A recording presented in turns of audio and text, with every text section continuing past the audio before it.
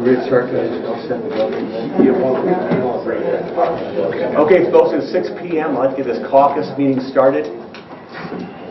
We have 4 items for action this evening.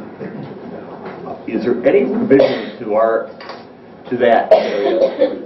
Mr. President? Yes. I would like to suggest that item C and item D receive just first reading at tonight's meeting. Those are the salary ordinance for the city as well as the contract for the police unions. And although we have talked about those in some substance, we have not seen the actual draft of those until like yesterday or maybe the day before. And I just think it would be prudent for us to take a week or so to review that before we vote on it. Well said. Very simple. Okay. Mr. Council? Okay, so that would be C and D, right, for 2 readings this evening. Okay? All right. Mr. Tisch. B, Mr. Dragish. Where I sit in, try to talk. C, here you go. C, Mr. Morvay. C. Thank you, sir. Okay. And D, Mayor. Yes, sir. Okay. Are there any other changes to the agenda as presented this evening? Okay, thank you. I will call this December 3rd council meeting to order. Will you please stand for the pledge? I pledge allegiance to the flag of the United States of America and to the republic for which it stands, one nation under God, indivisible, with liberty and justice for all. Thank you. Clerk, please call the roll. Mr. Dragish? Yes. Mr. Kozar? Yes. Mr. Morvay? Yes. Mr. Rogers? Yes. Mr. Tisch? Thank you. Oh, I'm sorry, Chuck. Okay, we have a full quorum this evening. Under 4, you've all received the minutes of the November 19th meeting. Are there any revisions to those minutes? If not, they stand approved. Thank you. Number 5, on our reading of communications, Mr. Tisch. I have not had any communications. Thank you. Mr. Dragish. Mr. Morvay. No, I have nothing. Mayor. I have nothing. Okay. Mr. Reno. Yes, I have a couple pieces of correspondence, both from Eastgate. The first one, notice a reminder that the Ohio Public Works applications are due by 4 p.m. Monday, and that we did receive funding for the in the form of a loan for the 24-inch water line, and I've got the applications ready, and we have legislation we're going to act on this evening to get those ready and take down to Eastgate. And the other was just a reminder of the Technical Advisory Committee meeting tomorrow at Eastgate as well. Very good. Okay. All right. Under reports of the committees, the city manager, Mr. Dragish. I have nothing. Nothing. Mr. Morvay. I have nothing to report about the fire district at Okay. this time. Mayor Kosar. I have my monthly report on the court.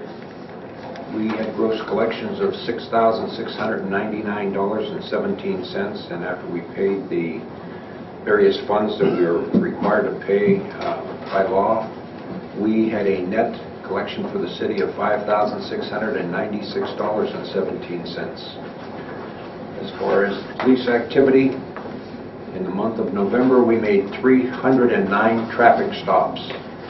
We gave out, of those 309 probable cause traffic stops, we gave 267 verbal and written warnings, which means that amounted to 86.4%.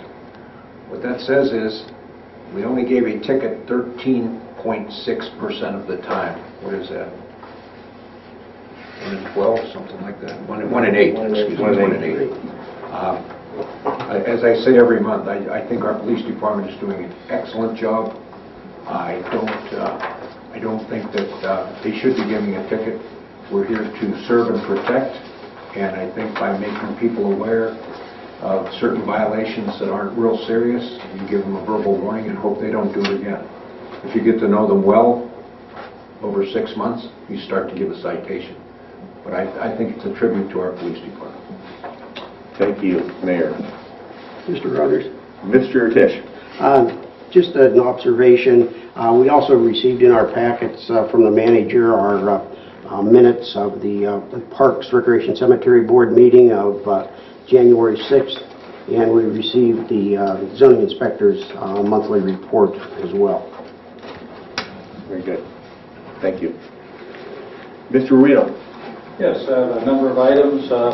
Number one, the leaf pickup concluded on Wednesday, November 26th, with the final sweep of the city being done by both Buckeye Landscaping and the city crews. They did a final sweep on Monday, and our totals were about 30 some loads over last year's. Although keep in mind, last year got cut short because of the early winter and the snow cover, and that same thing almost occurred this year, but we did have a thaw in between, and we're able to get everything picked up that was out there as a hangover beyond Monday for the Labor Day, the Thanksgiving weekend. We have 4 items to address this evening. The first being a contract modification, mod number 1 for MS Consultants. And this was for the Basic Engineering Services Agreement for the East Main Street Pedestrian Facility Project. MS, as well as myself, attended a meeting with ODOT at Eastgate where they went over the status of the project. The plans were submitted to ODOT at that time, and they had some questions about the former gas station on the corner of 224 and 46, and whether there may be some environmental issues dealing with that, as well as a few other sites along the project, and made a request that the city also include a environmental study to address those. And this is what this additional work would be for. That wasn't part of ODOT's original scope when we talked to them initially about the project. So I have that included in today's meeting. How much was the cost of that, Joe?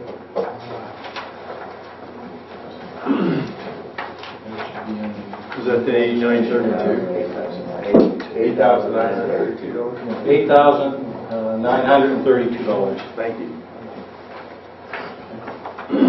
The second item being what I had mentioned previously, it's an ordinance authorizing the city manager to submit applications and execute contracts and act as the city's chief executive officer and project manager for the Ohio Public Works Commission program year 2015 OPWC funded project, namely the rehabilitation, and replacement of the 24-inch water transmission main project. A lot to say. And to designate the finance director as chief fiscal officer for all loan documents for the project. And as I mentioned, we received a 30-year interest-free loan for that project. We've gotten a commitment from OPWC to start the project immediately once Eastgate gets all of the applications down to them. Our plan is to start advertising. We're looking at the 15th of December, opening bids for the project in early January.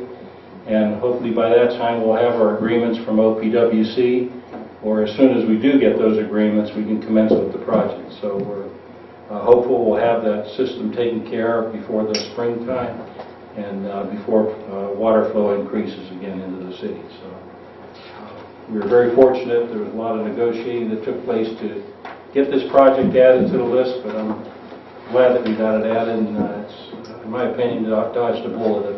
We weren't able to get this funding. Item C and D kind of coincide with each other. Item D was the motion ratifying the contract that been negotiated between myself and the police chief with the bargaining unit officials, and primarily the bargaining unit consists of the police officers, the sergeants, and the dispatchers. And item C pretty much putting the same language that was negotiated with the police department into the salary ordinance for the non-bargaining unit employees, that being the office staff here and Public Works. The contracts both primarily deal with a 1.5% increase. It's a one-year agreement, maintaining the 12% copay for health care coverage, and adding one additional day as a personal day in the salary ordinance and a vacation day in the police contract. And then there's just some minor language changes in the police contract where we had in there a juvenile officer, and it's it was mentioned in numerous sections. Our juvenile officer, Officer Lasky, retired during the last contract, and we've just replaced him with the SRO officer. So we eliminated that whole section that referenced the juvenile officer. That position no longer exists. Okay. And again, if you have any questions on any of the other items of the agreements, I'd be happy to entertain those.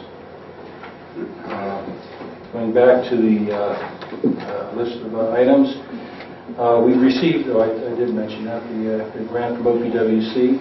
At the last meeting, there were 2 residents that brought up the status of the Fairview project at the last council meeting, and I stand corrected in the fact that the work had been suspended at that particular time, and that was due to the inquiry I had made to our consultant at that particular time, my concern over the cost of the overruns for that project. In public works projects, when you bid the project, the engineer provides an estimate, and when you receive bids, if that estimate's over 10%, you cannot accept the bids. You have to rebid and have the engineer either reevaluate the estimate or look at the plans that what might be different. That wasn't the case. We did award under the 10%, but there's also a stipulation when you build a project, you cannot exceed the original contract price by 10% in overruns. And prior to last week's meeting, I was getting concerned with the last 2 change orders that were approved that we were dangerously approaching that amount. And I had asked the consultant and the contractor to work together to do some test digs along the route to see whether we were going to have more conflicts and more change orders before we complete this project. In their doing so, there was initially thought that they can push the pipe to the east and avoid the water hydrant that's there until they determined that it's also leaded joint, as was the one on the corner of Maple and Fairview. You can't work around that because the pressure, if you remove the dirt behind it, it'll just blow off the joint. The only thing you could do is rebuild it and put mechanical joints on it to hold it together so that it doesn't blow out. There would be an additional cost for that. One of the 3 additional sanitary sewer laterals cutting across the project would result in a conflict and would have to be adjusted in some manner. Again, we're not sure of the extent of that. And also the water line near the termination of the project where the 12-inch line comes across from the west runs almost right into the water line, so we're going to have to lower the water line again at that location. Having that information in mind, and even to this date not having the total costs involved in doing this additional work, I believe, and the consultant believes, that we're going to far exceed the 10% allowance. So my recommendation to council is to suspend the project where it's at now, close out what we have with the current contractor, and rebid the additional work to complete it. We've already purchased and included in the original project, we own the pipe, we own the basins that are out there. They have stored the pipe on that vacant property on Maple, and not property, but it's right away on Maple and Hood Drive. The catch basins are still in their locations where they're going to go or be placed. And we can turn another bid around in a matter of about 3 weeks and get the project still completed in the springtime. Dollar-wise, we're already over what our original loan amount was for the project, so we've already got $11,000 into this project. We wouldn't be sacrificing or giving any of the OPWC money back. It would be additional dollars that the city would have to expend. And again, preliminary thinking of what work has to be done, and based on what was done previously, we're probably looking at about another $30,000 to complete this project. And I'd certainly recommend doing so we can finish it. I've asked the consultant, just in asking, whether we terminate it at its current location, whether, is there much difference in flow or capacity by losing those 200 feet of 30-inch, and their response was yes, there would be, because there are 3 12-inch lines that connect at that termination point, and they would all have to feed into an 18 before they got to the 30, so there would be some losses there. So again, based on their recommendation in mind, would like to proceed in that manner to close this current contract out with the balance underneath the 10% overrun figure, to stay within the guidance of the law, and then rebid the balance of the project. I hope everybody's in agreement with that. We can discuss that now or at some later date. Mr. Rogers? Any questions? Go ahead. I don't have any questions. I concur with Mr. Guarino's evaluation of the project. There were some concerns here by citizens about whether the project had stopped at the appropriate location, and I appreciate you checking on that and finding out that it was supposed to go further, so that's a plus. And the fact that we need to do that project, and if we're running into the 10% issue, I think that's the logical approach to take on that.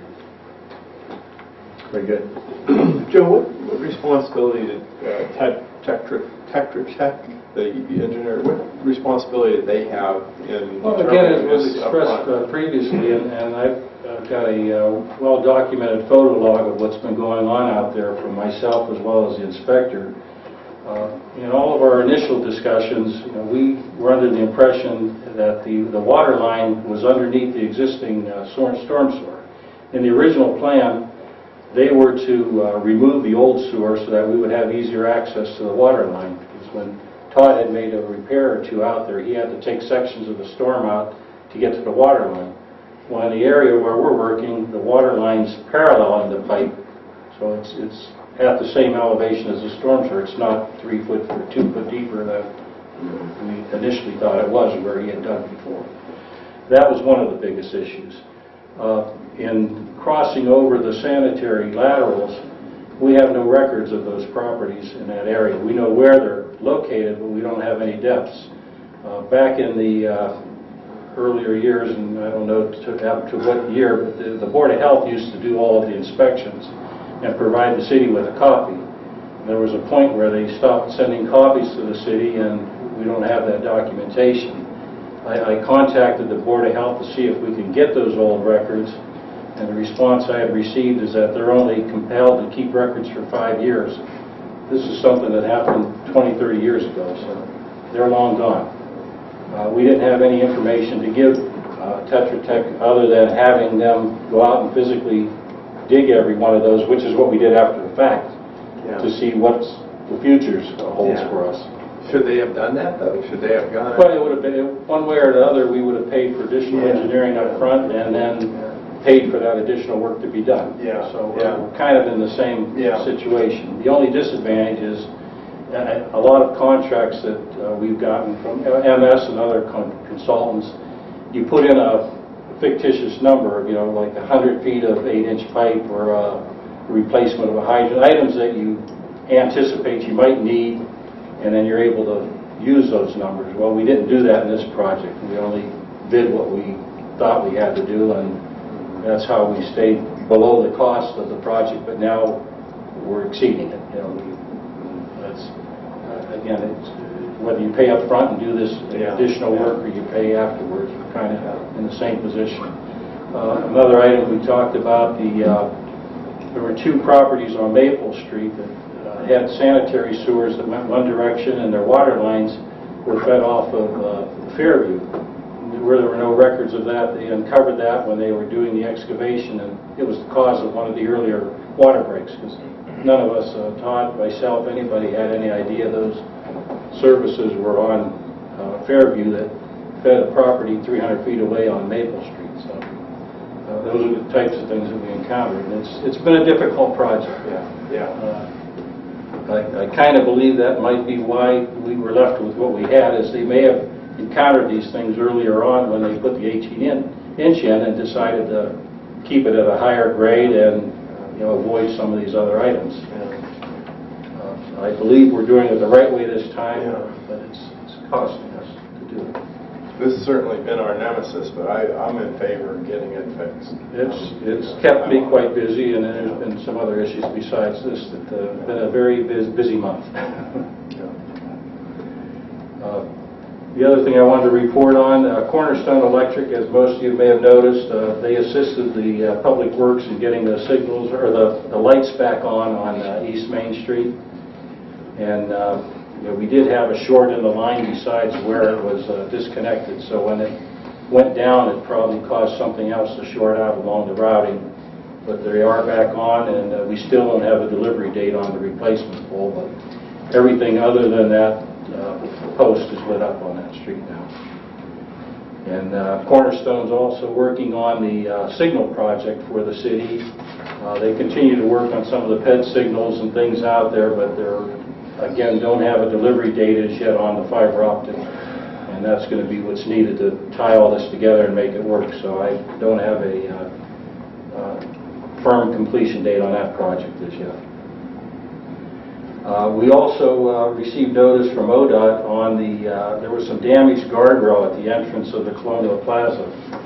And I guess this goes back a couple of years, and I don't know why there wasn't a police report done or what had happened, but Todd remembers Marty even mentioning it, but never addressed it or did anything with it.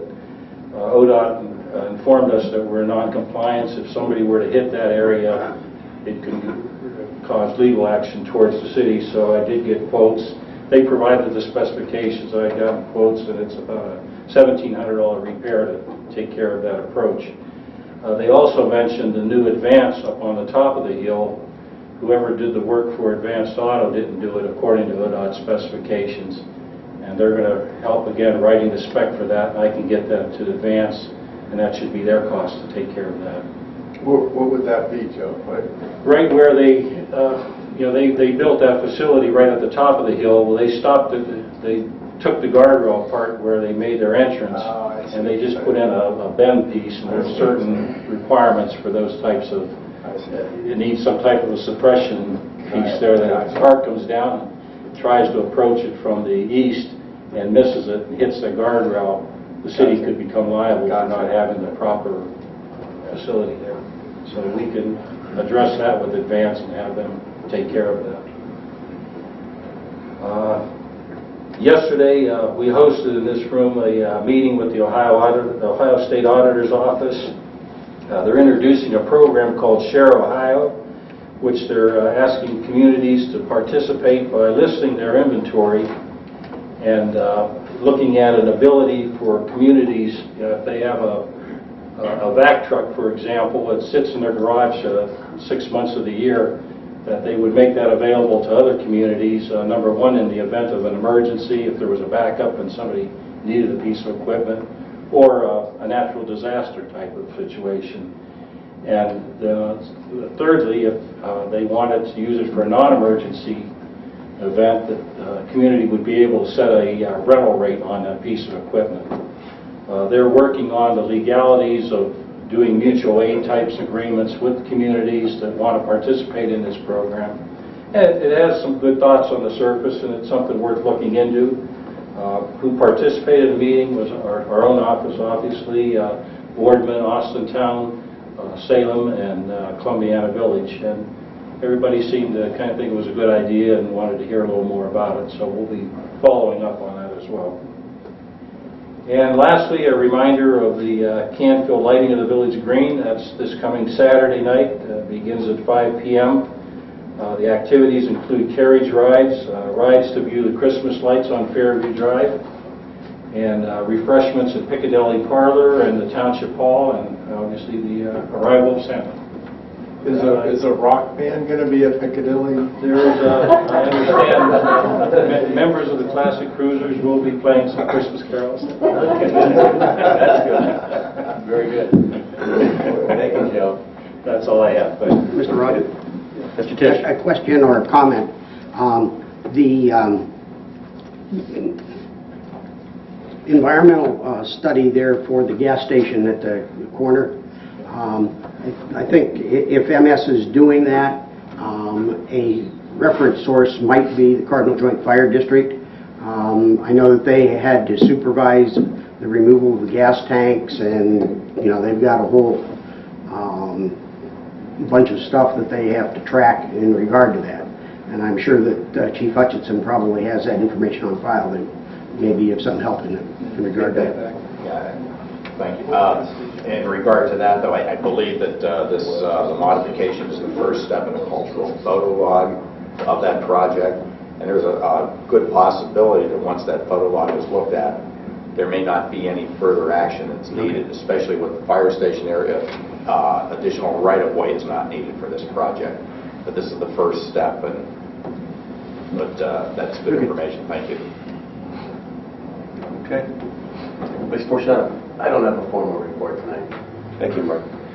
All right, item number 7, under recognition of persons desiring to speak before council. May I ask you to step forward to the podium, state your name and address clearly for the record, and keep your comments brief. I will be reading your name off our list. Thanks, Cleo.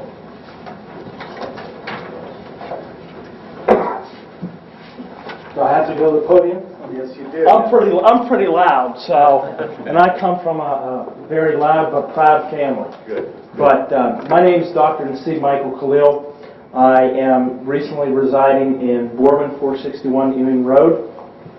My former residence, I should say, was 5771 Sharon Drive. That's my parents' house.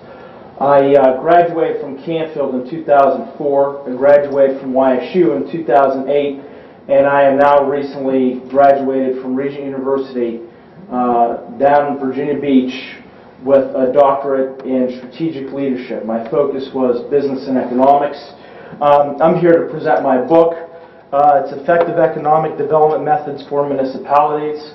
I just going around the city council members, Youngstown, Boardman, Canfield, Austintown, etc., Struthers, in this area, and presenting my book because this does have an effect within our cities. Overall, I believe our city council throughout the nation is not doing very well. And I'm going on radio programs and hopefully TV stations as well to present my book. I think it's imperative that the people know what is going on and how to be open and communicative toward the city council members and vice versa. I believe, like our federal government, our city council members throughout the United States, it's not just here or Youngstown, but it's throughout the United States, they need strong leadership. And I basically put everything in a nutshell of how we can get strong leadership and how the council can be organized. This book is not just directly toward college students. It's directed toward anybody who is interested in government, local government, and basically a high school teenager can read it. That's how specifically detailed it is. I define everything, and I put everything in simple terms. So I would like to present this book to you guys, the council members, the honorary council members, to the mayor, who I've met this year, and I just, my overall goal is to make this area strong and a much better place for future generations. And hopefully this book is that stepping stone, that path toward a good and bright future, not just for Canfield, but for every city in the Mahoning Valley and elsewhere across this nation. So I thank you for your time, gentlemen. What's the name of it again? Effective Economic Development Methods for Municipalities. And I can just Can we get that electronically then? Yes, Okay. you can. Oh, okay. Yeah. That is for you guys, and I have a signature, and I appreciate it. I autograph it for the city council members. Like I said, Are you familiar with the International City Managers Association? no, I'm not. The International City Managers Association, it's 100 years old. They are a professional organization that is worldwide. It might be worthwhile for you to look them up on the internet make a contact, and that might be a book that they would be willing to put in their library. So it would be a way to broaden your focus. Terrific. I'm always interested in broadening my focus. I did 3 years of internship with our local government in Virginia Beach. I internship for two city councilmen, Councilman Bobby Dyer, and I worked with several other city members as well. But City Councilman Dyer is also a professor at Regent University. Him and several other professors actually got me into this as well. So, but I will note that currently writing 2 books.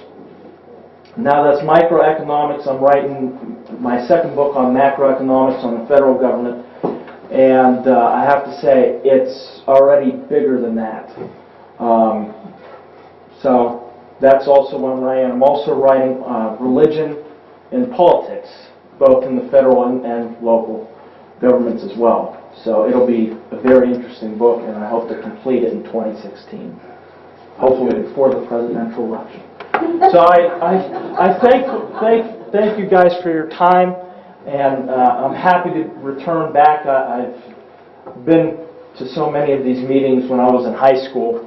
I am very interested in government, and like I said, in improving government and improving communication and leadership in government as well, and economics as well. So I thank you for your time, gentlemen. I don't want to waste anybody else's time. I appreciate it. Thank you. Thank you so much for coming tonight. You're welcome. Thank you. Bruce Kirkland.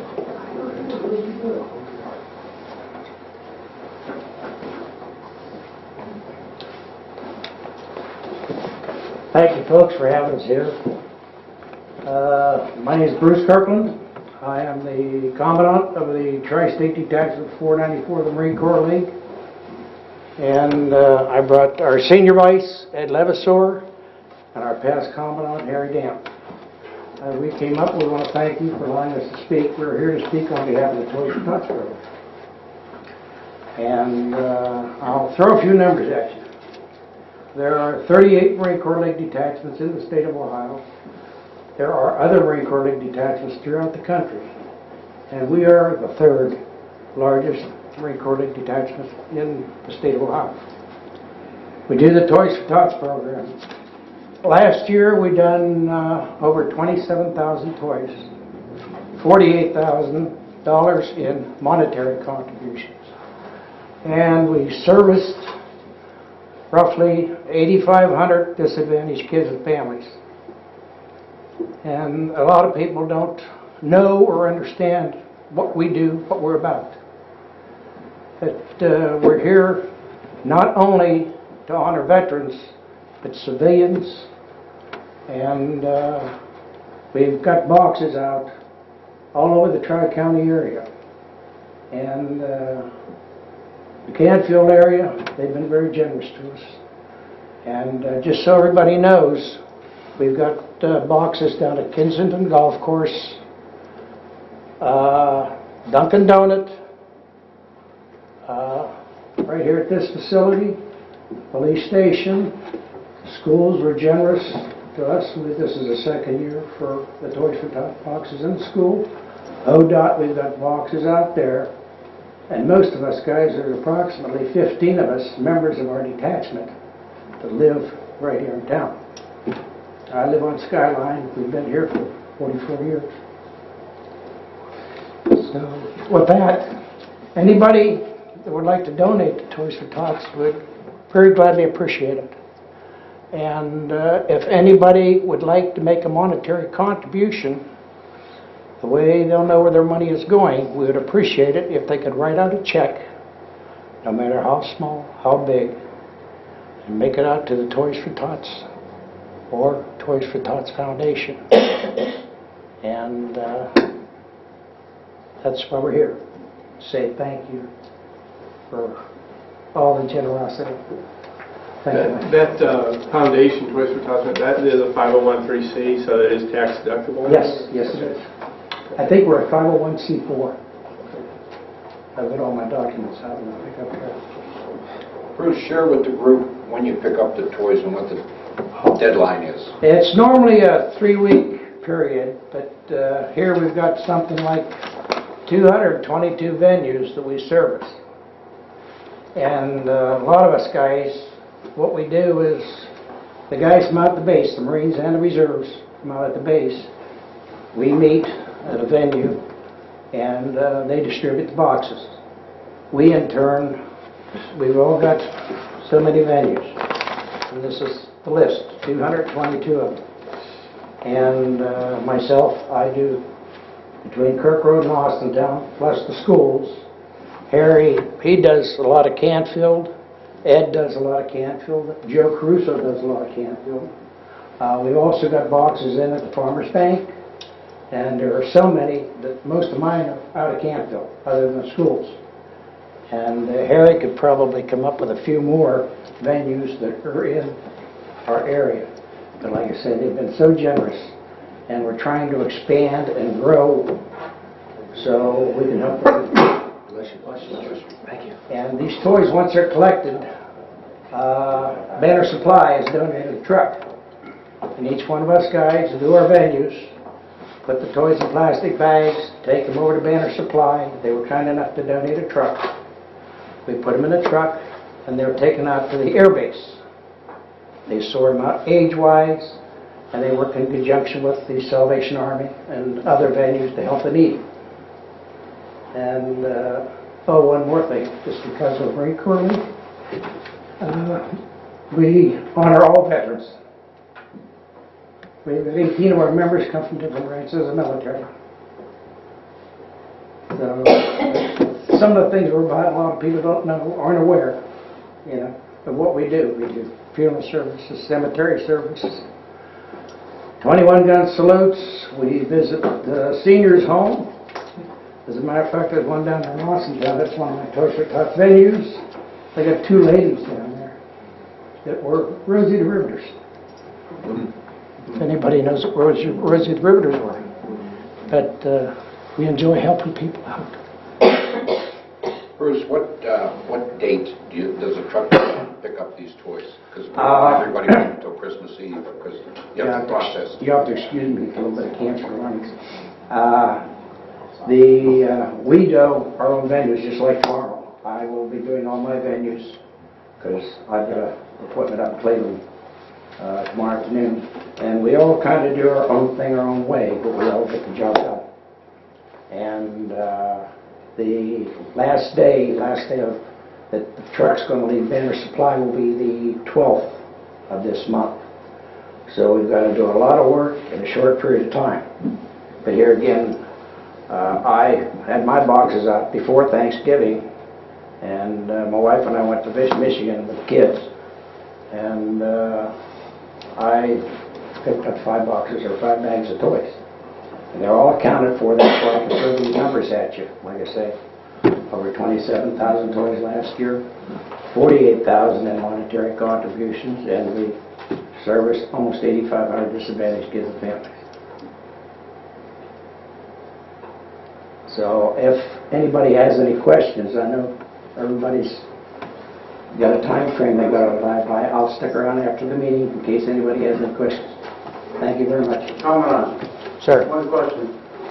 You say that we are open to all branches. Your name and address for the record. I'm sorry, my name is Ed Leviser. I'm the junior vice of this organization. If you come up to the microphone so that we can track it on the minutes. Sure, whatever you want. Thank you. All thing I want to know is, we are open to all veterans. Yes. That would make the mayor eligible? Oh, yes.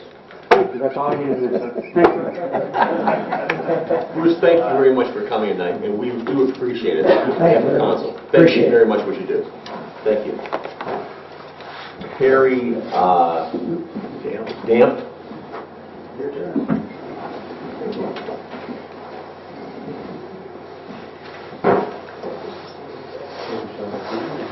My name is Harry Damp, 291 Chapel Lane. I've been a resident of Canfield upwards of 28 years. I've been fooling with this Toys for Tots situation for approximately 17 years. The one thing that Bruce did not bring up, which is a major item, is that everything we collect, whether it's money or toys, stays right here. The other beauty of it is, this gentleman's writing a book on economics, okay? Our group has no overhead. So if you give us $1 goes to that toy.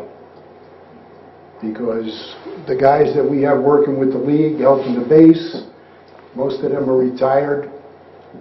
There's no salary. The Marines up at the base, there's only about nine of them, and the government pays them, or we actually pay them through taxes. So that's the one beauty of it. Everything we collect stays right here. If you get an envelope from Toys for Tots, possibly from Virginia, okay, that money is going to go into a pot, and it could be spread out anywhere from California to New York. But everything we get never leaves the Mahoning Valley. You guys are great Rotarians. That's what we, as Rotarians, we put in service before self, and everything we do is 100% donated. In fact, I was going to suggest to you, perhaps maybe you get in touch with some of the Rotarian clubs and present this idea, and the Rotarians are very generous. Yeah, a couple years ago, I keep this short, I had this great idea that when we would pick up toys, we'd go to Banner Supply, and I never saw a lot of bicycles. So I came up with this great idea to get bicycles, and you might have seen things. I got a lot of coverage. Bill Alcorn from The Vindicator is just super regarding anything with the Toys for Tots and veterans. But I went to a couple of organizations I belong to and picked up about $1,100.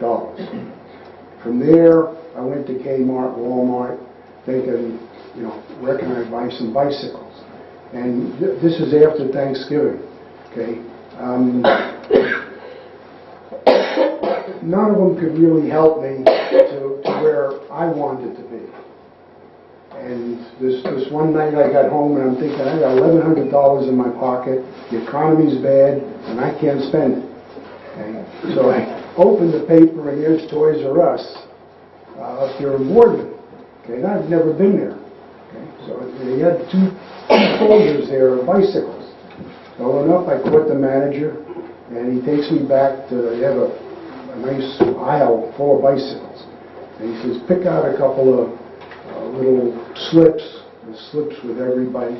And he says, we'll go out and we'll look on the computer. Because they don't keep a lot of bikes up there. Okay. So he went on the computer and he says, I can get this one and I can get that one. And I said, well, that's great. I said, what's going to be my cost? Okay. And he rattled on what the cost was, which was, it was good. Plus, the other beauty of it was, it wasn't going to clip me for taxes. How he did that, I never asked the question. Okay. But anyway, he got on there, he says, where do you want this sent to? I said, if I'm going to spend $1,100, I want it sent to my house. It'll be a little inconvenient, somebody on 1122 bicycles, but I want to see them. Okay. So about a week or two later, my wife was going to go shopping. She raises the garage door, and here's 22 bikes packed. Okay. So I called Bruce, called one of the other guys at a vehicle, and we loaded all those, got them out of there. And the following year, I hooked up with Bruce and another gentleman who the mayor knows, Leo Connolly. Okay, and that particular year, we put together about $17,000 from different people that we knew. Okay, and we worked with Super Kmart. Okay, one of the donors was the Caparo Company. And his stipulation was to spend it at the Eastwood Mall, which was not a problem. So we went Super Kmart, got the manager, twisted his arm a little bit, and we told him he had to spend his $5,000, and he said, no problem. He says, plus Kmart will now kick in 500 more. Okay, so we ended up at that with 115 bikes. They didn't come delivered to my house. We did pick them up, from the Super Kmart, and we took them up to the base. And since then, we just been, the guys that do it just love to do it. And when you wake up Christmas morning, if you can help 8,000, maybe 12,000 kids locally that are going to have something, it makes your Christmas. Forget going to the mall and all the other stuff. You know that you helped a huge number of people. I agree. Thank you for your time. Thank you so much for your time. Thank you. Donna Bishop. Good job.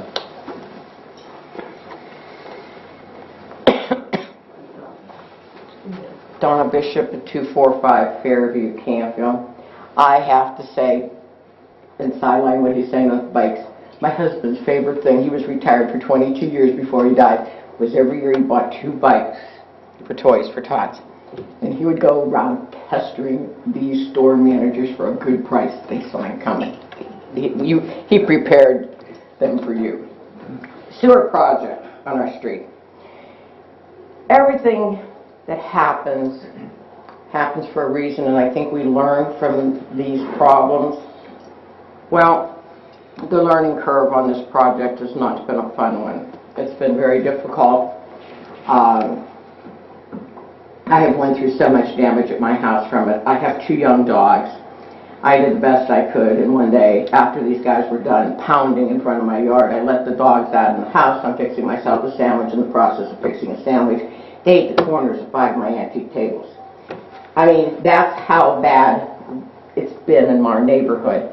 And, in the summer when you can let them out and burn off energy and that kind of stuff, but when you're cooped up in your house and as close as my next door neighbor and I's houses are, and Tom's house is to the street, that when you work on any of that pounding with that pounding equipment and that, it shakes the windows in my house.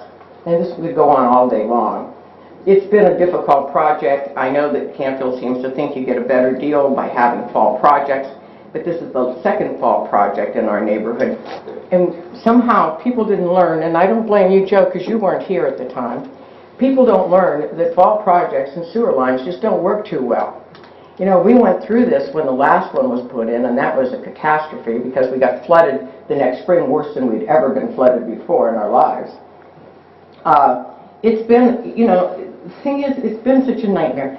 I related to Ring Around the Rosie. There's been so many stories, it's dizzying. But I know one thing from, I've lived in this community for 33 years. I've been involved with coming to city council ever since Spike McLaughlin and I fought for a year to get council moved downstairs in the old municipal building, because at the time I wore leg braces and walked with 2 canes because I couldn't get up to the room. So I've been around for a long time. I've seen a lot of things go on in the city and a lot of projects go on. But this project is a nightmare.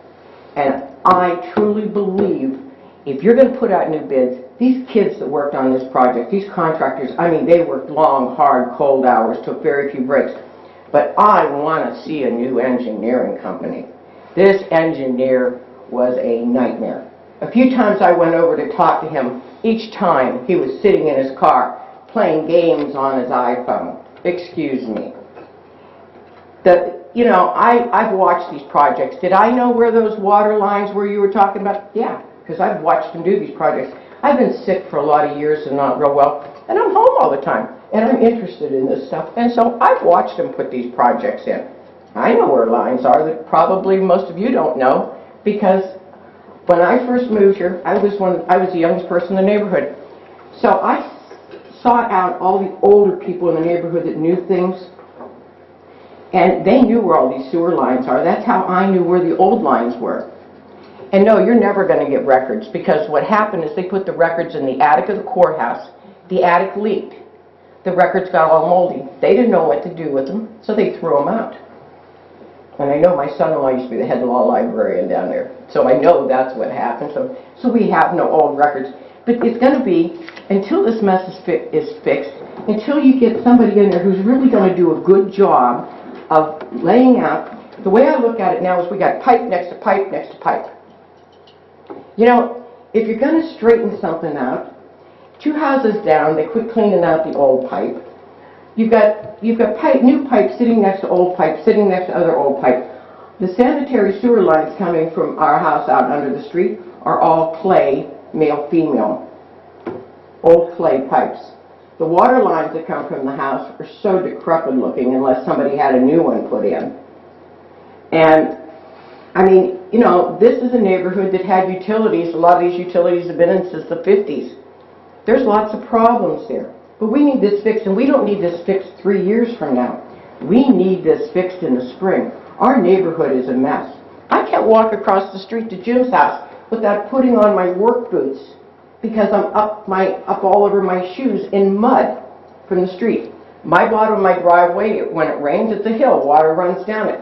Every few days I got a call for gravel to be put in the bottom of my driveway because it keeps sinking. I have a hill in my driveway. It's the nature of the house. It's been there for 152 years. And I have to be able to take a running leap up that hill to get in there in the winter because it would be in a hill. And I lowered it 3 foot already. But this project, one thing I've learned about this project, I've called people on council. They never returned my phone call. It is time. When I moved here, there was around less than 2,000 people in the city of Canfield. We now have over 7,000. We need the city divided up in quadrants. We need a city council person to represent us. And we need to have someone that we can call who's going to come out instead of ignoring phone calls, not returning phone calls, not coming out to see the mess we are. And there's something that's bothered me for at least the last month.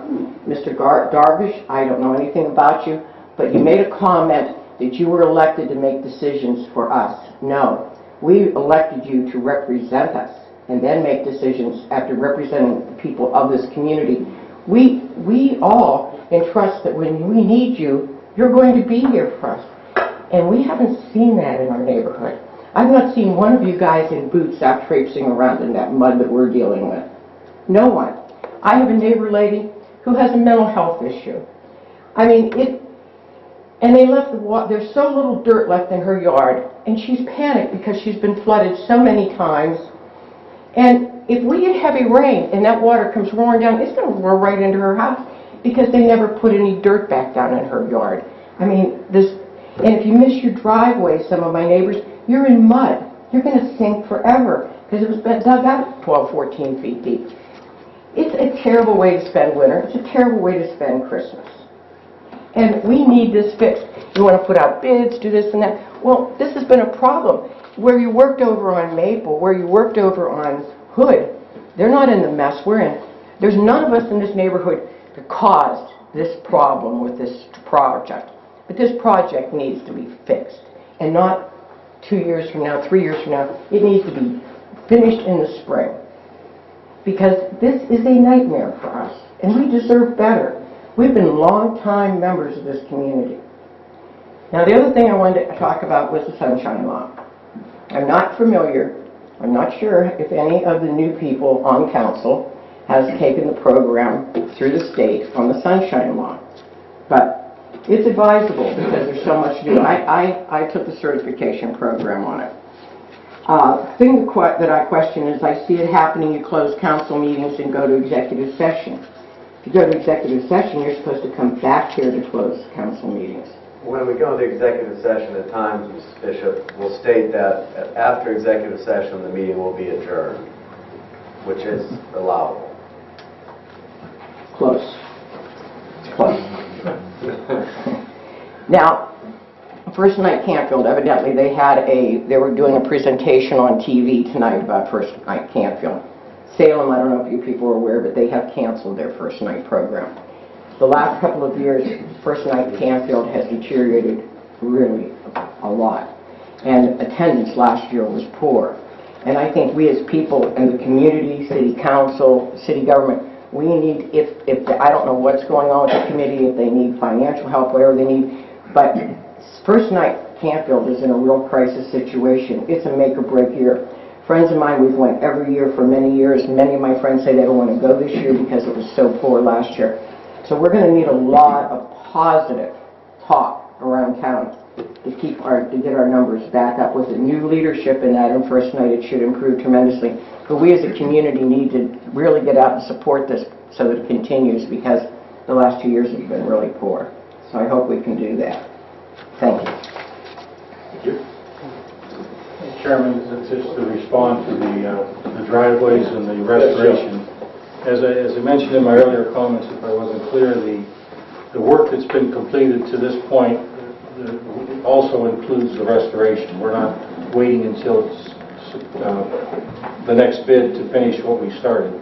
I've got that cost already covered in the original contract. They're currently replacing driveways as we speak. They've got a couple of them poured. They plan on getting the rest of the asphalt done before the plant's closed.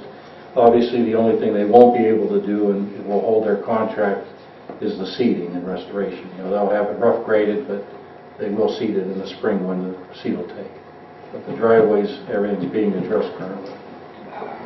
Okay, so thank you for that. I have a question on that. How are you going to, like replacing the asphalt at the bottom of my driveway, when it's sinking at least 6 to 8 inches minimum a week, filling in? If you put blacktop in there, what's going to happen? I mean, it's not stable as it is. Yeah, they'll tamp that, get the base right. They have to, there's certain weather conditions. It's probably rising and dropping because of the low temperatures in the evening, the daytime. They can't obviously put asphalt on it when it's out of state, but if we get a couple days of 40-degree temperature, they can tamp it, get it in shape, and get it paved. But they do intend on getting all of the drives done, all of the concrete work done yet this year, and just come in the spring for seeding.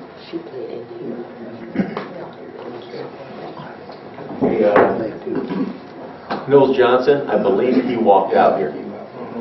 Jack Saunders.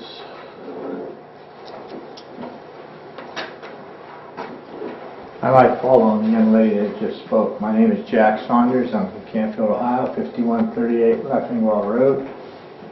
I've been trying for at least 3 years, working on the banners to be put up in the city of Canfield.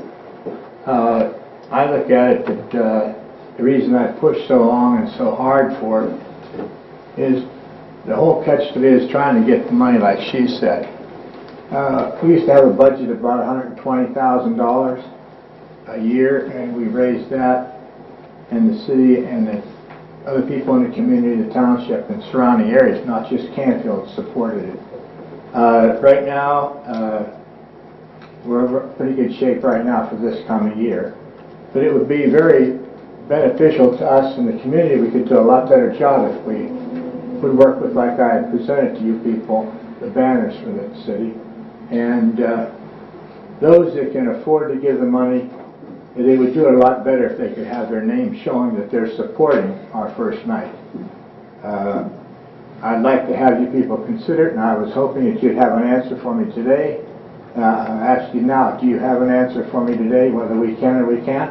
Well, I can answer. No, I'd like to have them answer it, sir. Hold on a minute. Okay. I asked, after you came to my office and I was aware you hadn't been given an answer at that point, I talked to certain members of council, individual members of council, to see if there was enough support to put a motion on that I would draft. Because the council has to approve it by motion to allow anybody to put anything on the right of way and on its utility poles. And there was not a majority of council, Mr. Saunders, that wanted that on the agenda tonight. So without that action, there's no approval and it can't be done. Was there a chance it still can be done if we talk about that in other sessions or with the city council other than this?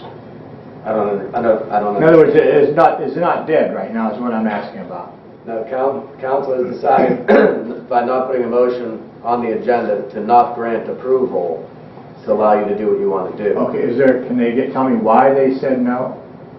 Well, I can give you what I told the members of council in terms of my legal opinion. They would obviously be entitled to vote however they want to vote. But what I told council was it's a fine concept, wonderful idea, wonderful organization. They just had to be ready to allow everybody else who's got a fine organization to do the same thing. You know, we can't draw a distinction between First Night and the churches or the libraries or the other social or charitable organizations in the community. So to a certain extent, allowing it was creating a little bit of a Pandora's box in terms of what would happen down the road in the future. And there were also issues relating to regulating it, monitoring it, and administering, these types of issues. And based on that, council, the members of council, told me they were not in favor of putting a motion on the agenda tonight. I see. All right, I'll talk to each one individually. Okay. Thank you very much for your time. Thank you, Jack, just as a suggestion, I was just down in Florida last week, Singer Island, and several of the communities down there, West Palm, Singer Island, they had banners, but they had no other than just season greetings on it and that sort of thing. The other thing is they were all on the telephone poles. They had lights like we did, but none of those banners were on those poles. They were actually on the telephone poles. But the other interesting thing I observed is there was these little round stickers, magnetic, that were on people's gas cap, where their door is, their gas cap door, I guess you'd call it. And I thought if we could get those printed on magnetic vinyl, and you could sell those as fundraisers. What size were they? They just fit right on like a round. They fit right on people's cars, right on the gas cap. And I thought, well, if we could have those made up and sell those as a fundraiser, you could support First Night by buying this emblem that's magnetic and stick on your car. And I forget what they were advertising at Singer Island, that there was something going on, some festival or something, and it was a magnetic sticker that went on your car that people were buying to help support that cause. I personally have to agree with Mark.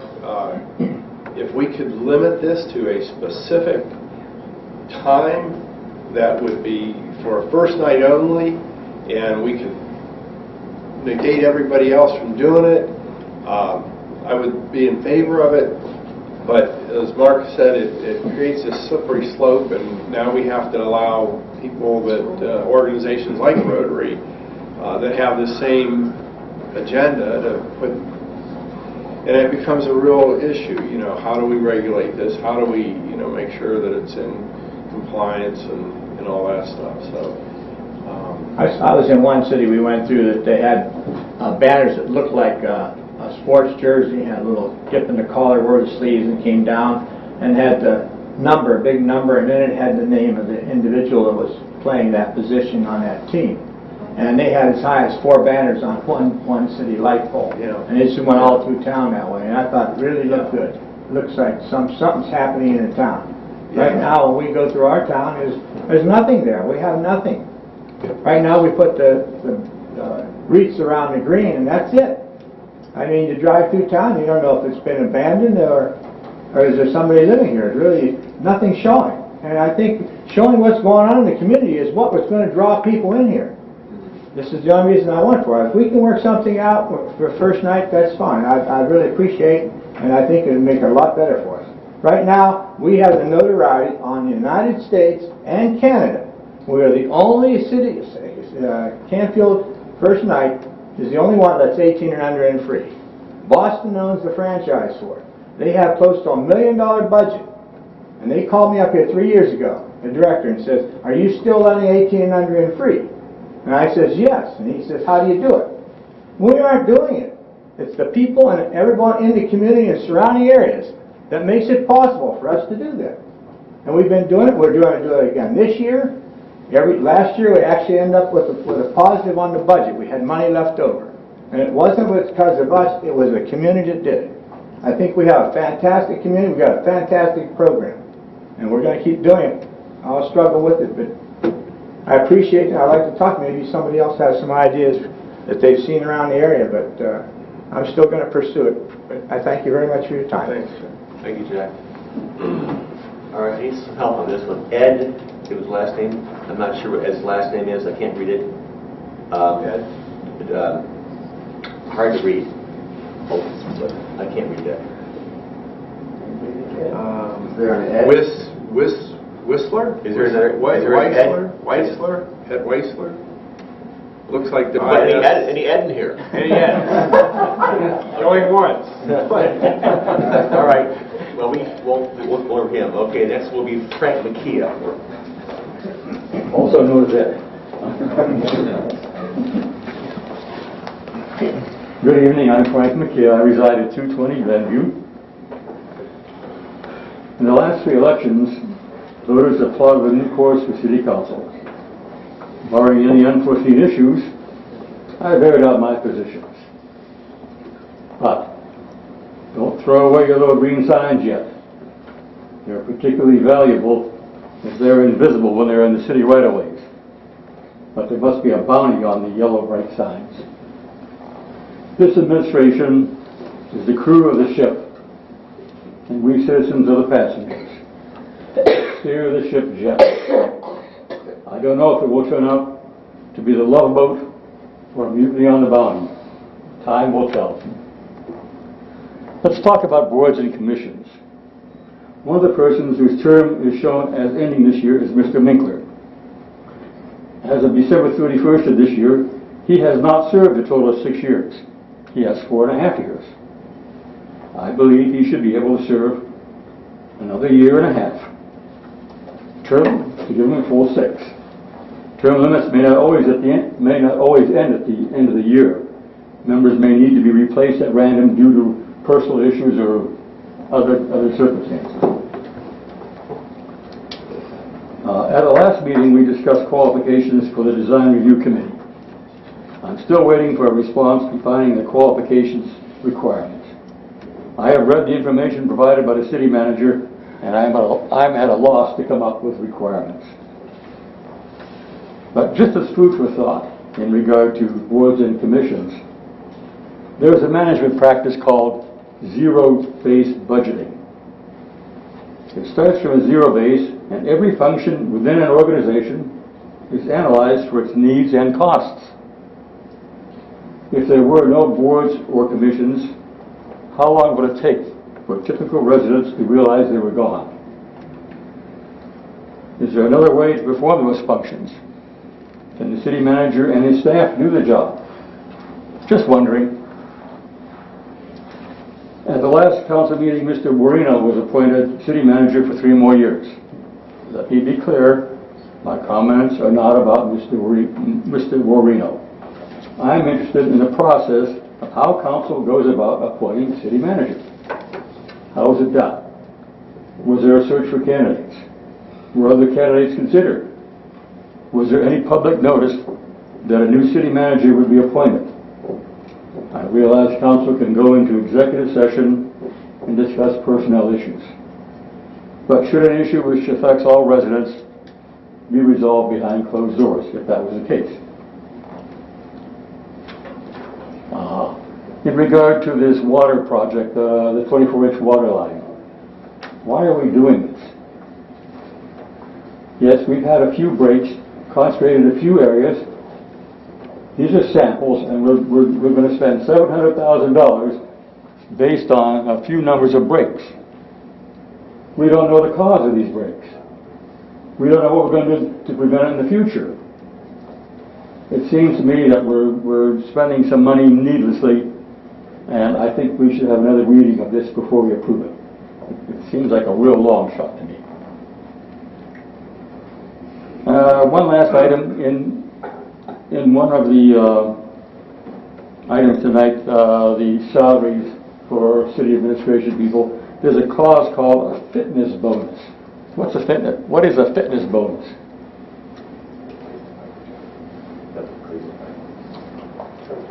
I'd like to apply for it. Joe, your report, man. It's relative to the members of the police force, Mr. McKee, in terms of, job duties require them to be fit and maintain a certain level of fitness. So achieving certain levels of that and beyond that entitles them to a bonus. It's really customary in terms of collective bargaining agreements with police units. Really? Yes, it is. It seems to me it's part of the job. You know, does the finance director get extra money because she learns how to be You asked what it was. I told you what it Oh, was. yeah, I'm just giving some more of my thoughts. I understand what you said. But to use the same logic, does the finance director get a bonus because she can use Excel and make spreadsheets? Does the zoning inspector get a bonus because he can read blueprints? It's part of the job. Just some more food for thought. A few comments about the mayor, but I'll keep it quiet. Mike Bishop?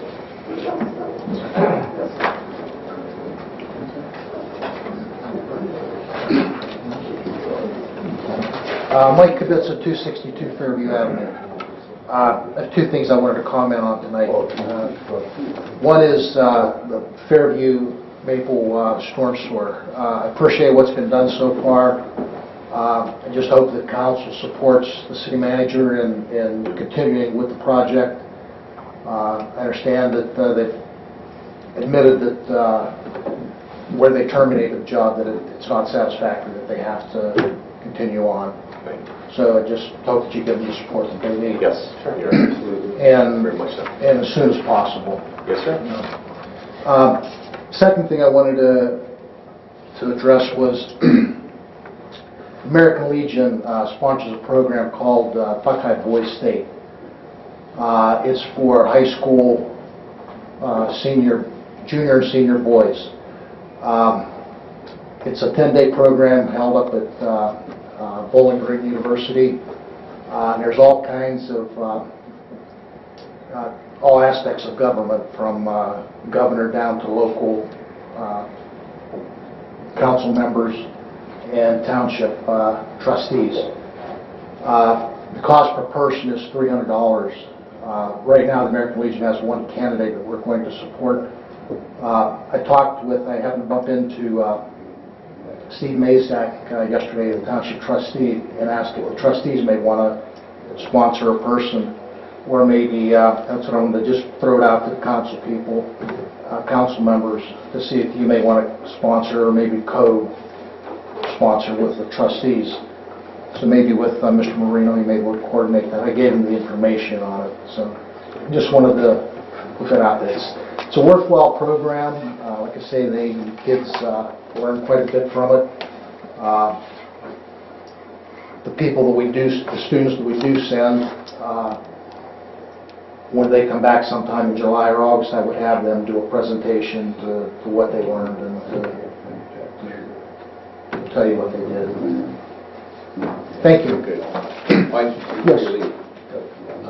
I can't speak for the others on council, but from my perspective, if we would work together with the trustees or kids within the community, I think that would be a wonderful thing for our community, to be perceived that way, that we're working with the trustees. I'll lean on these four guys as much as I have to, being a member of the American Legion, but I feel confident we can get that done. Yeah, I'd love to work with the township. Yeah, I don't know what kind of support we'll get from the high school. About a month ago, there was an Americanism program where students had a chance for scholarships, and out of Canfield, nobody wanted to participate. I do plan on talking to the guidance counselors to see if they have students they want to recommend. They're looking for people with leadership skills. So that's. I think it's a wonderful experience for young people to learn government. I waited till I was 76 years old. Okay. That's too late. Now you get pounded. Okay. Thank you. Thank you, Mike. You're welcome. Tom Goodland.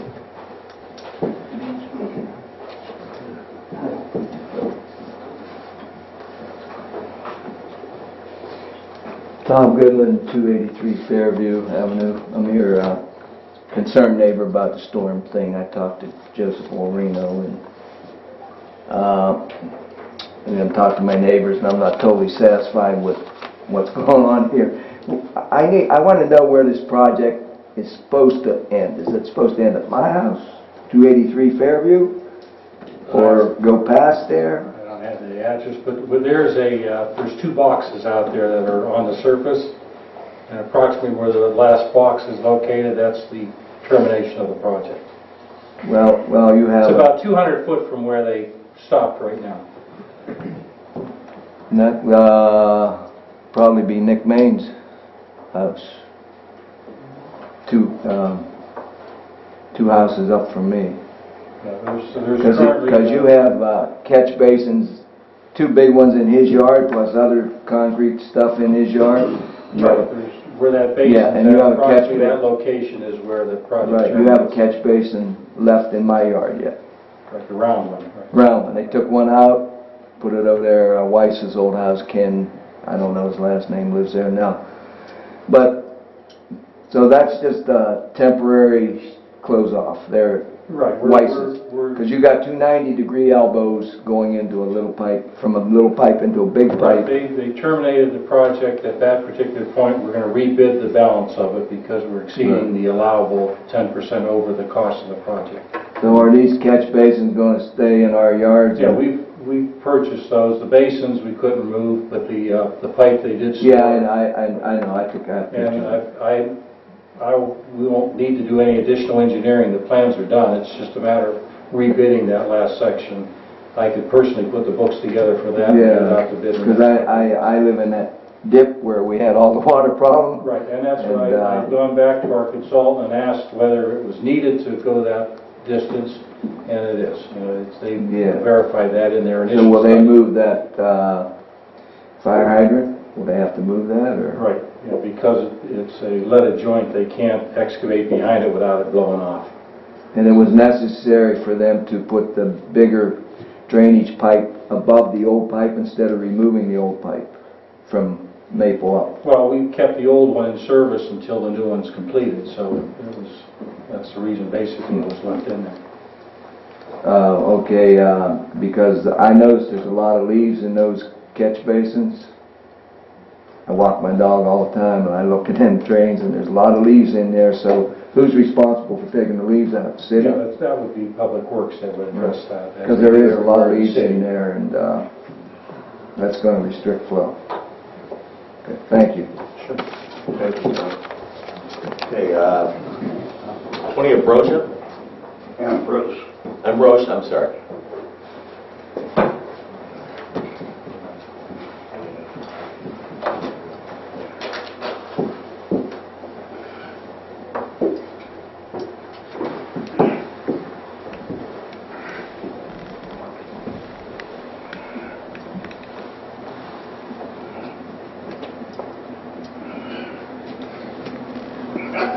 Yes, I'm Tony Ambrose. I live at 313 Fairview.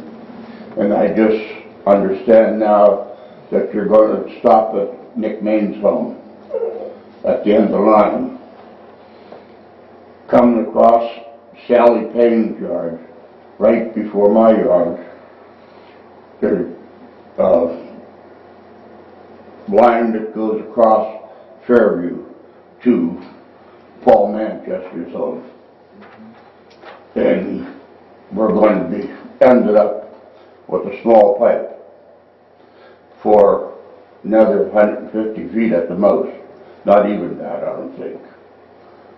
And I was flooded twice. It cost me a bundle both times. And I was wondering, now that I realize this, is there any way that you could tie into this where it's actually behind Paul Manchester's and Roy Dykeman's and so forth up the street, where the vacant between Fairview and 224, there was supposed to be a road in there, and all that water comes down and it actually runs across Roy Dykeman's yard, plus until they put the line in Paul Manchester's, it was a lake that he got flooded too. And I was wondering, now that I find this out, if there's any way they just can run that line to make the connection where the big water problem is for me. Comment that area has been studied 3 times. Initially, MS did a study. We hired Buckeye Engineering to do a study, and Tetra Tech, who finally completed the plan, studied that same thing. The one thing the 3 came up with was the termination point of the project was where the lines coming in from the backyards of the west side of Fairview come across. There's 2 12-inch lines that tie in at that low point. The line that ran through the back, that 18-inch that goes all the way to Maple, the lines that came across the Fairview actually served as overflows. When this 18-inch filled up, it would reach a level and use the 12-inch as a overflow to get to Fairview and go down. The biggest bottleneck occurred at the intersection of Maple and Fairview. When it reached Maple, there wasn't enough capacity to get from there to the open ditch. That's been addressed by the 30-inch. Getting the 30-inch out to the point where that last basin's at right now, I don't know how that matches up with the names that you're putting in, but the 18-inch that's in there currently, that goes up to Indian Trail, I believe.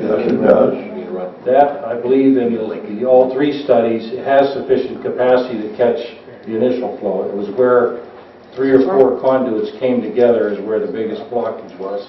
And the biggest factor was the Maple Fairview intersection. So, again, all 3 studies identified that area as being the point as to where the 18-inch was no longer at capacity, or was at capacity and needed to be increased. Yeah, that 18-inch was the biggest mistake that was ever made. I mean, it was a screw-up from the day they started until the day they finished, and I hope I'm not flooded again. And another question I want to ask. And again, to address that, one of the biggest problems that occurred, and nobody can explain what happened, is where the original 18 discharge on Maple, it actually came back south about 150 feet across Fairview and then went north back to Maple. Yes. And that was saturating or filling in the volume of that 18-inch, and instead of acting as an overflow, it was surcharging the catch basins, and I think we all realize that. So we're hopeful that the 30-inch, it's not only a larger pipe, but it's put in at a higher slope, so that it basically has 3 times the capacity as the 18-inch at its lesser slope. So. What they're doing is making a lot of sense. And along with that comes the problems that we've encountered with hitting different facilities going that deep. And another question I'd like to ask. Could it be possible for the fire department to come and wash our road? Because we started out with 3 or 4 houses, now it's 6 or 7 houses. You can't drive down the road without getting mud on your car. You can't walk on the road. And if there's anything possible, I'd appreciate it. We can have him address that and either I'd appreciate it out there or something to get it cleaned up. But and I thank you all very much. I know they've been scraping the surface with the front end loader and getting the big pieces out. The other company, even they screwed everything up, they used that wire brush and got everything up, you know, on the front. Okay. Gotcha. Thank you so much. Thank you, Tony. Okay, under item 8, old business, there is none. 9, under new business, as you all know, we made 2 revisions. A and B will be 1 reading again. And C and D will be 2 readings. I want to switch this again, too. I'm sorry for this, too. Mr. Morvay, you want to do A? I'll do A. Mayor, you want to do B? I will do B. And Mr. Tisch, you want to do C? And Mr. Dragish, you wanted D. That was like you planned originally. I'm sorry for that. No Okay, problem. too. No problem. Mr. Rogers? Yes. I'd like to ask the attorney a question. Go ahead. A motion passes at one reading, is that correct? Yes, it does. In that case, when that motion is raised, I'm going to move to table. I don't think that I want to vote on that. Very well said. Just know that when it's tabled, you need to act on it at the next meeting, which in essence would be a second reading. Correct. Okay. Very good. Okay, item A. We'll start with that. Okay. As provision in section 4.05 of the Charter of the City of Canfield, I move that dispense with the requirement of 2 readings of the proposed ordinance and authorize adoption of the same upon its first reading. Do I have a second? Second. Mr. Morvay, discussion? There being none, the clerk please call the roll. Mr. Dragish? Yes. Mr. Kozar? Yes. Mr. Morvay? Yes. Mr. Rogers? Yes. Mr. Tisch? Yes. And as provision in section 4.05 of the Charter of the City of Canfield, I move the council dispense with the requirement of full reading of the proposed ordinance and authorized by its title only. Do I have a second? Second. Mr. Dragish, discussion? There being none, the clerk please call the roll. Mr. Dragish? Yes. Mr. Kozar? Yes. Mr. Morvay? Yes. Mr. Rogers? Yes. Mr. Tisch? Thank you. Yes. Mr. Morvay. Yeah, Mr. Chairman, I have an ordinance authorizing a contract modification number 1 for MS Consultants, Inc. for basic engineering services agreement for the East Main Street pedestrian facility project, and I move for passage. Okay, do I have a second? Second. Mr. Tisch, discussion? If not, the clerk please call the roll. Mr. Dragish? Yes. Mr. Kozar? Yes. Mr. Morvay? Yes. Mr. Rogers? Yes. Mr. Tisch? Yes. And the number is? 2014-55. Thank you. Item B. As per provisions in section 4.05 of the Charter of the City of Canfield, I move to dispense with the requirement of 2 readings of the proposed ordinance and authorize adoption of the same upon its first reading. Do I have a second? Second. Mr. Morvay, discussion? There being none, clerk please call the roll. Mr. Dragish? Yes. Mr. Kozar? Yes. Mr. Morvay? Yes. Mr. Rogers? Yes. Mr. Tisch? Yes. Yes. And as per provision in section 4.05 of the Charter of the City of Canfield, I move the council dispense with the requirement of a full reading of the proposed ordinance and authorized by its title only. Do I have a second? Second. Mr. Morvay, discussion? There being none, the clerk please call the roll. Mr. Dragish? Yes. Mr. Kozar? Yes. Mr. Morvay? Yes. Mr. Rogers? Yes. Mr. Tisch? Yes. Thank you. Mayor. Mr. President, I have an ordinance authorizing the city manager to submit applications and to execute contracts and act as chief executive officer and project manager for the Ohio Public Works Commission program year 2015. OPWC funded project, namely the rehabilitation and replacement of the 24-inch water transmission main project, and to designate the finance director as chief fiscal officer for all loan documents for the project. I move for passage. Second. Second, Mr. Tisch. Any discussion? Yes. Mr. Tisch. Mr. Moore, would you please go over, what has been involved in evaluation of this project to get it where it is today and the need for the water line? Yes. Again, we've had numerous studies on the existing water line. We have experienced in the last 4 years 4 breaks on the water line, 2 in the last year. The area between the Ohio Turnpike where it crosses, our line parallels State Route 11 on the west side of the interstate. On the south side of the crossing with the Ohio Turnpike Commission, there's a gas line that parallels our water line up until it reaches the ramp heading out towards 224. The gas line proceeds south. Our water line kind of veers off to the west and climbs up to 224. The area between where the gas line is on the Ohio Turnpike and the off-ramp of 224 is the location of the breaks that we've had. We did a number of digs. I believe we did about 7 in total, 4 of which were within those confines between the Ohio Turnpike Commission and the exit of the ramp. And all 4 of those experienced damaged pipe. I have physically gone into the ditch myself, and you could pull away the flakes of the ductile iron pipe. It appears to be the bottom third of the pipe, so whether it's sitting in bad material or whether it's cathodic reaction, which I personally believe it is, because once you leave the confines of the gas line and get closer to the Ohio Turnpike or closer to the south to 224, again away from the gas line, the pipe's like the day it was put in. We dug further on the opposite side of the Ohio Turnpike in a couple locations as it's heading towards Kirk Road. Again, the pipe was, as I said, if it was the day it was put in, and we did a dig over at the meter pit where it begins over on Kirk Road. Again, it was the day it was put in. The only sections that were consistently bad, again, were where it parallels the gas line. We did have a testing company come in. They ruled out cathodic reaction from the gas line.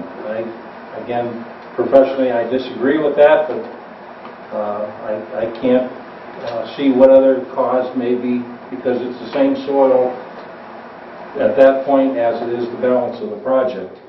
When you look at the specifications, they didn't bring in any type of slag. The specifications called for suitable on-site materials, so they backfilled with the same material they took out. So they didn't bring anything in that would be different in that particular area versus other areas of the pipe.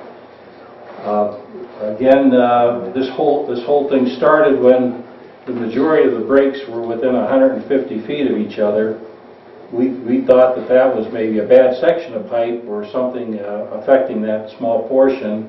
When we went in to accomplish that work, of which again we were given a grant to do the work, we found that the problem was much further than that 150 feet. They dug down to make the connection, and there was not suitable cross-section area of pipe to replace it, to dig it, to excavate and pass some good pipe to it. That's what inspired us to go 100 feet each direction of that, and we still found bad pipe. So then we went to the far extremes, as I had mentioned, to the turnpike and to the 224 where it was away from the gas line.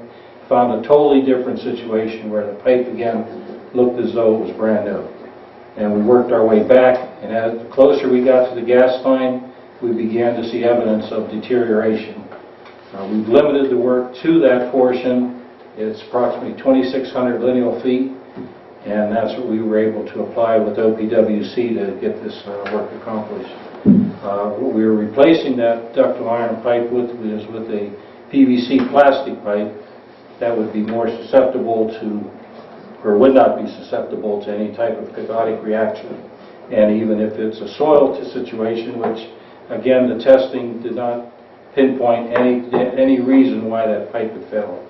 But PVC would be a better product to be used to battle those two situations, which could, in my personal professional opinion, could be the only cause of damage to that pipe.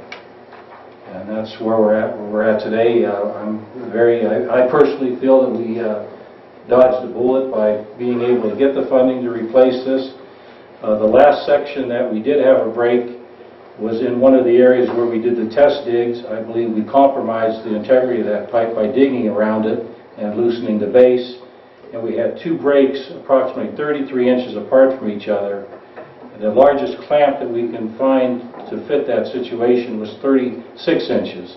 So we've only got 2 inches of seal between the two outer breaks on the one clamp.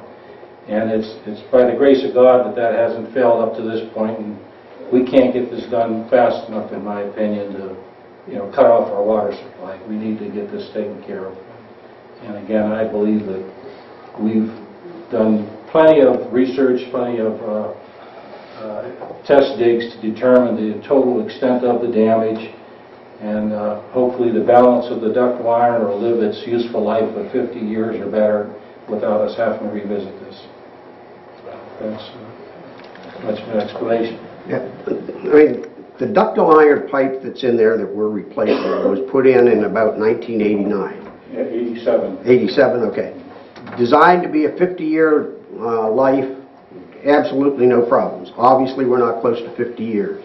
To have this kind of a problem come up on the main transmission line providing water to the city of Canfield is probably the most critical project that the city of Canfield will undertake. the most critical project the city of Canfield will undertake. If we decide that we're going to delay and that pipe comes apart again and again, and we're out of water for a protracted period of time, we will rue the day that we did not take action. I think it is imperative that we go ahead as quickly as possible. I mean, this is as quick as we can do it. I'd like to have done it last year, but be that as it may, that's another circumstance. If we are going to be criticized for taking some action, I'll be criticized for taking some action. I don't want to be criticized for not doing anything. Or for doing nothing, I guess. I'm of the same mindset. I'd rather err on the taking care of the situation in my best interest and the best interest of the city of Canfield than allow something catastrophic to happen and face 7,500 residents without water for an extended period of time. Right, I agree, Jim. Well said, Chuck. Any more discussion on this? Clerk, please call the roll. Mr. Dragish? Yes. Mr. Kosar? Yes. Mr. Morvay? Yes. Mr. Rogers? Yes. Mr. Tisch? Yes. And the number is? 2014-56. Thank you, Patty. Item C. Okay, after revision of section 4.05 of the Charter of the City of Canfield, I move the council dispense with the requirement of full reading of the proposed ordinance and authorize by its title only. Do I have a second? Second. Mr. Mayor, discussion? Okay, there being none, clerk, please call the roll. Mr. Dragish? Yes. Mr. Kosar? Yes. Mr. Morvay? Yes. Mr. Rogers? Yes. Mr. Tisch? Yes. Thank you. Donnie, you want to do this one? The mayor wants to do the motion, okay? Sure. Okay. Yes, Mr. President, I have an ordinance adopting salary and benefits for all full and part-time non-bargaining unit employees. I move to pass. Do I have a second? That constitutes first reading. Right. That's first reading. Second? That's first reading. That's right. We're not even discussing. I'm sorry. That's confusing. Okay, well, Chuck's got the motion tonight, too. I'm sorry. All right. The next one is the motion. After revision of section 4.05 of the Charter of the City of Canfield, I move that council dispense with the requirement of full reading of the proposed motion and authorize by its title only. Do I have a second? Second. Second by Mr. Morvay. Mr. President. All right. Mr. Tisch. I move to table this motion. Mr. Tisch moves to table this motion. Do we need to vote on that? Yes, you do. Okay. Clerk, please call the roll on that. Mr. Dragish? Yes. Mr. Kosar? Yes. Mr. Morvay? Yes. Mr. Rogers? Yes. Mr. Tisch? Yes. Okay. That is it. Now, do we have to set the date for the next readings? No. We do not. Do not take that off the table and act at the next meeting of council. Okay.